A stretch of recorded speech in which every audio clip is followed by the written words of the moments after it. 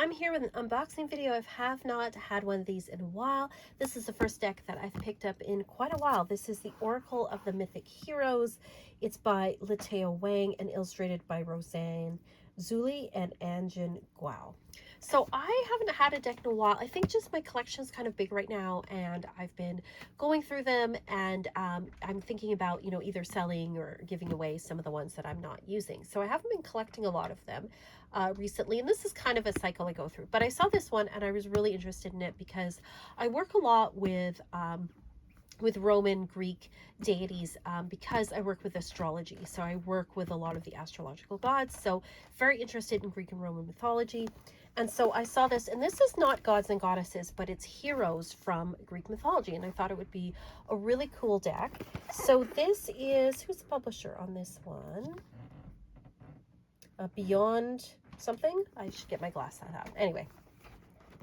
So sturdy box.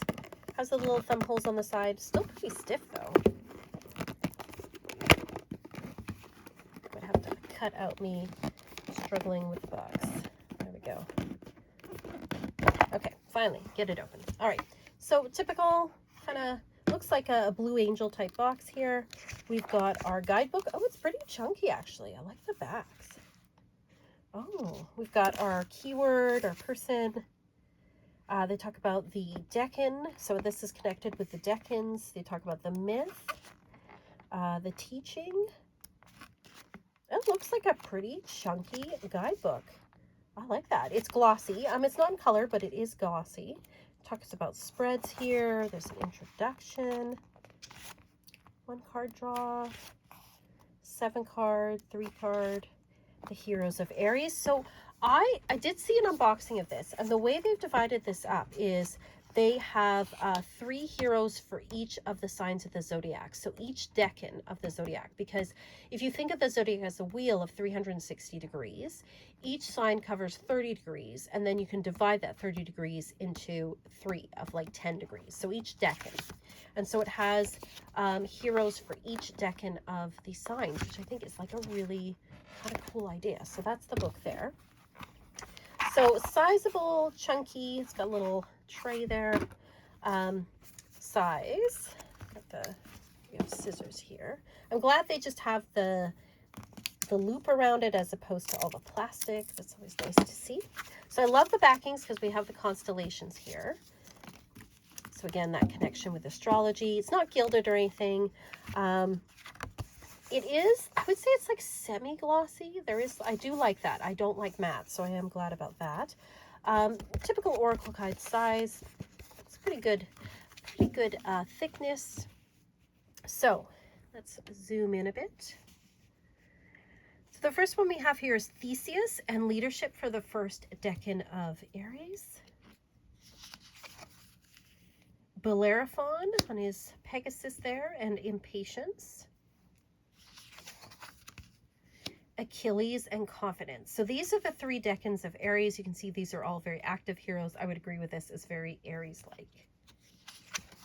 And then for Taurus, we have Omphale for sensuality. Greed for Midas. I feel like the middle decan, though, the middle one is always like kind of like a challenging thing, or like a vice of some kind. So we have King Midas. We have Asclepius and talent. And then for Gemini, I like that they have the little sign here. I have Ariadne and curiosity. Paris and indecision. And Numa and humor. So it's interesting because all of these virtues or vices, you can see how, like for Gemini, humor, indecision, and curiosity. So curiosity and humor, I would say, are definitely virtues of Geminis, whereas indecision might be something that they struggle with. For Cancer, we have Orpheus and healing.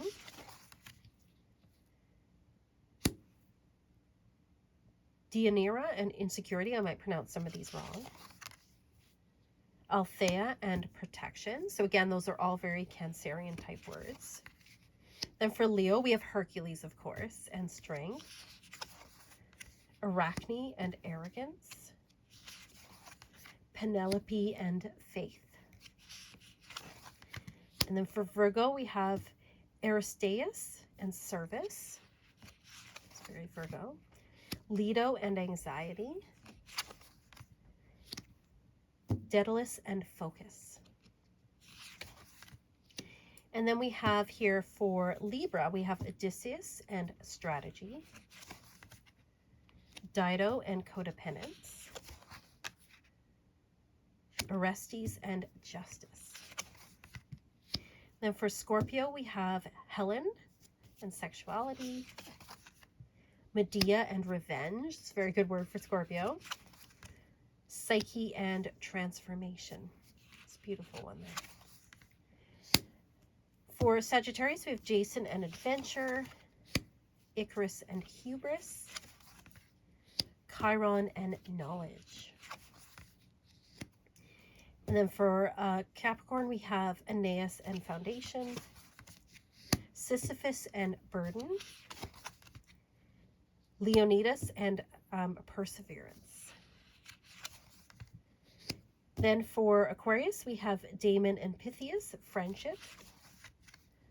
Atlanta, Perfectionism. Pandora and Hope. And then for Pisces, we have Primus and Thisbe, Love. Pyramus and Thisbe. Yeah. Oedipus, Destiny. And Patroclus and Sacrifice. Some of these stories I know, some I don't. And then we have some extra ones here for Spirit. We have Pegasus. I love to see a Pegasus here for assistance. Sphinx for transition. Medusa for reflection.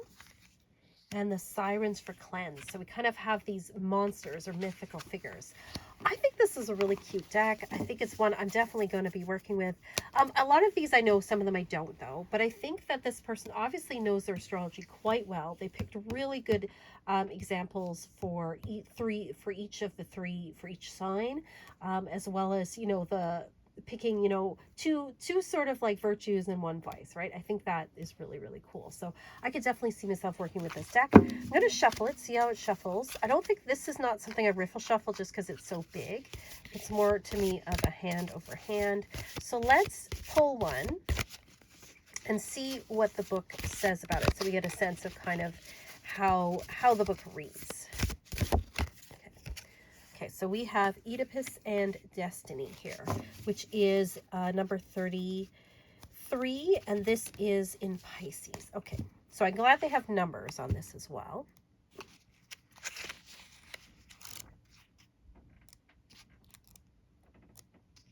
So Heroes of Pisces. So we have Oedipus and Destiny, and you've got the little, sort of the little thumbnail there. And it says Pluto, second decan of Pisces, March 1st to March 10th. And there's even a crystal here, Venturine. And it says, in the second decan of Pisces, we are encountering the next dimension of the mutable and vigilant form of the water element, which is embodied in the mythological figure of Oedipus, the tragic king of Thebes, who unwittingly killed his father and married his mother, fulfilling his own destiny. So it goes into the myth. It talks about the myth, the story of Oedipus. And then for the teaching, it says, Oedipus' life's journey has been adapted into many plays because of its twists and turns. It was a tragic ending for Oedipus, but what is the moral behind the myth? You see, Oedipus listened to the Oracle of Delphi and chose to leave his home at Corinth to avoid the appalling prophecy. Then he solved the Sphinx riddle and was welcomed as the new king of Thebes to bring fame and honor to his family. It seems his actions were well conceived, so why the tragic ending? I've noted that the Oedipus card tends to show up when I consider clients who are experiencing grief and loss, especially if they're dealing with the death of a loved one. The first and the biggest hurdle for such clients is the denial of loss, which could lead to guilt and anger. The power of death is so omnipotent that no living thing in our world can escape it. We need to take time to transition from emotional turmoil to peaceful acceptance and thus reach the higher understanding that though grief may never truly leave us, through the process of accepting, we can slowly begin to heal as we continue our journey ahead. When Oedipus, the second decan of Pisces, appears in your reading, you're being called to accept limitations of life, the boundaries of personal will, and the confines of destiny. You can try to fix the imperfections and do everything in your own power to steer your life, but you can't always fully control what your destiny is. By learning to accept your destiny and letting the universal flow carry you in the right direction, you'll discover that your real difficulties lie in challenging your self-denial and facing your fear of the future and the unknown. You need to understand that everything is working under the cosmic law, despite what it seems like on the surface, and you need to nurture a conscious and objective mindset. What seems to be limiting might be a blessing in disguise. Once you can see life from a different perspective, you will finally realize you're being freed from the invisible constraints you've given yourself, and you will understand that the universe has always been here to watch over and bless you. So that was a little bit long, but I think it's really beautiful, right? Like with the story of Oedipus, we know Avi was prophesized to marry his mother and kill his father. So I think that's such an interesting take on it, and I think this is written in a really beautiful way, very lovely. I'm really looking forward to working with this particular deck, and I think I'm going to work with this. I might even develop a spread for like a reading, for like a heroes reading. Anyway, that is the card that I have here. This is Oracle of the Mythic Heroes. Let me show you the box again. The box is a bit stiff. I do have to complain about that, but I think it's fine. Yeah, even putting it back together is hard. What the heck, people? But it's just, this is Beyond Worlds is the publisher. So anyway, not so keen on the box, but the cards themselves, the book is really lovely. I think this is wonderful. Let me know what your thoughts are of it. Let's see how this fans. Oh, it's nice and slippy. I like that. That's good. I do like that. Yes. Do like working this deck. Anyway, thank you so much. If you would like to get a reading from me, you can check out my Etsy shop, link below. Also, if you want to check out my Patreon, you can do that. Please though, if you want to sign up for my Patreon, do not do it on Apple on the apps. Do not do it on your phone because they will take more money. Do it on a laptop or a desktop. Anyway, thank you so much. Let me know what your thoughts are, and as always, peace and love.